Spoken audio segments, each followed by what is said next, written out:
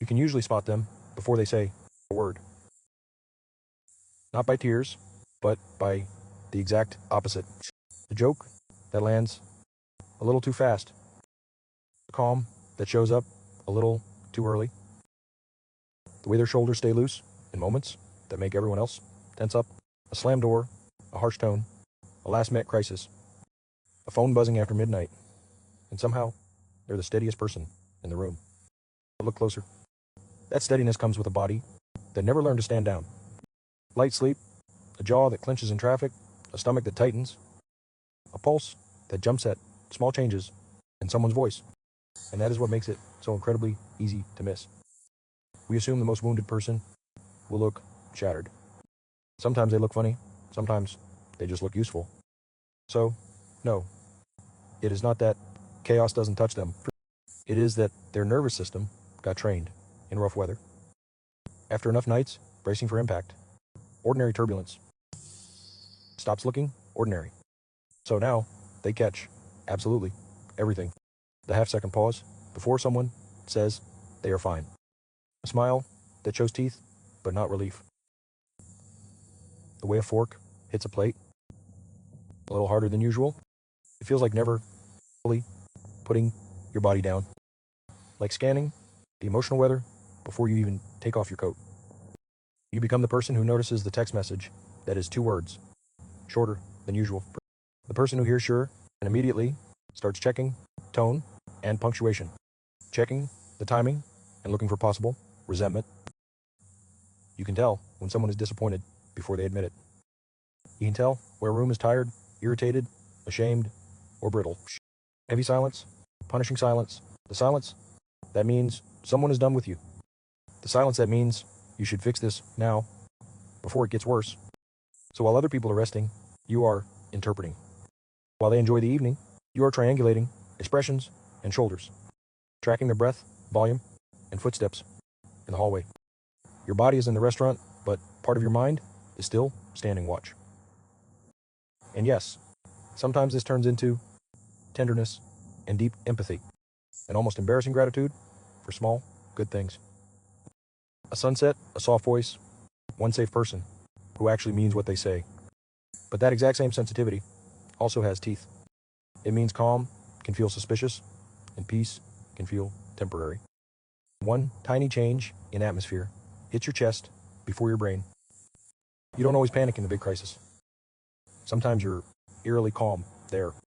It is the small stuff that gets you like a door closed too hard, a delayed reply, or a face that goes unreadable for 1 second too long. That is the private exhaustion. Nobody sees when they call you strong. It is not weakness, and it is not overreacting. Just a system trained so thoroughly on survival, it still reaches for the alarm long after the fire is gone. People who went through too much have one reflex that looks humble from the outside, but it is actually pure survival, shrinking their own story before anyone else can. It wasn't that bad. Other people had it worse. I am good. Watch how fast it comes out. Way too fast. Like a hand reaching to cover a bruise before anyone asks where it came from. If that is you, you're not dramatic. You're not lying exactly. You probably learned very early that naming pain didn't bring comfort. It brought dismissal, punishment, or the terrifying feeling of becoming a burden. So now, even when your chest is tight and your jaw is locked, your phone is face down because you can't answer one more text. Some part of you still says to keep it moving. Don't make it a thing. And then relationships get weird in ways that are hard to explain. Hard to explain to people with much safer wiring. You can be the most reliable person in the room. The one who shows up at 3 a.m., sends the money, drives across town. The one who remembers the details nobody else caught. But the second someone asks what you need, your whole system goes static. You change the subject. You make a joke. Suddenly, you have emails to answer, laundry to fold, a life to reorganize. It is not that you don't want closeness.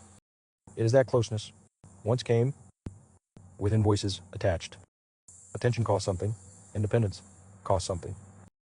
Love was inconsistent enough that your body stopped treating intimacy like shelter. It just started treating it like weather. So yes, you may crave connection and fear it at the exact same time. That contradiction is more common than people think. And if you've ever felt oddly calm in a crisis, but completely unraveled by something small, that fits too. Big emergencies make sense to a nervous system raised on alarms. It knows exactly where to stand, what to carry, how to go numb and perform. But a soft day, or a kind person, and that is why the contradiction looks so strange from the outside. They stay eerily calm when a job falls through, or when plans collapse. When life swerves hard, it is not because they don't care. Who is creating the pressure? Now, sometimes no one in the room. That is exactly how deep conditioning works. The original force may be gone, but the body still acts like uncertainty. It treats small decisions like emergency exits because once upon a time, details were the only place they had any power. And underneath that competence, there's another layer people misread all the time. Grief. Not theatrical grief, just quiet grief. The kind that shows up when someone realizes they cannot remember what it felt like to walk into a room without scanning it first. The grief of losing the version of themselves that trusted without collecting evidence. The self who laughed from the stomach, not after checking whether the joke was safe. The self who didn't edit every single sentence before speaking. So if they seem tough and tender at the same time, guarded but generous, that is not hypocrisy. That is what happens when a person had to become both the shield and the frightened child hiding right behind it. Once you see that, the real question is no longer why they're like this. It becomes something harder. What does it do to a person to survive? To survive by never fully unclenching your jaw. Start here. Not every scar needs a confession. Some of the healthiest things trauma survivors ever learn. Look, rude. Rude to people who benefited from their lack of boundaries. So the protocol is simple, and yes, it is cold on purpose. First, stop explaining your nervous system to people who keep triggering it. If your chest tightens when a certain name lights up your phone, that is data. If you leave dinner and feel wrung out, shaky, strangely guilty, that is data. You do not need a courtroom. You need pattern recognition. Second, downgrade access before you try to upgrade understanding. Not everyone deserves the full tour of your inner world. Some people only get the lobby version. Some get text only. Some get holidays only. Some get nothing. But they are family. It's not a medical exemption from causing harm. Third, make your boundaries behavioral, not poetic. Do not say you just need more peace. Lately, say you are not taking calls after 9 p.m. If you yell, I leave.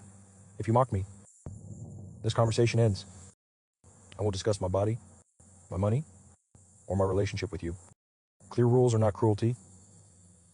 They are nerve protection. And here's the part many survivors resist.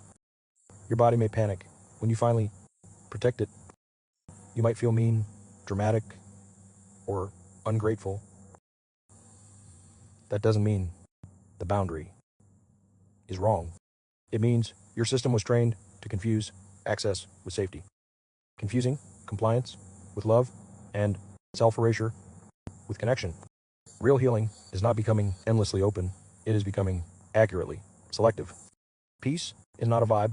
It is a filtration system. Here is the part people miss about surviving a bad system. It does not mean you owe that system your softness forever.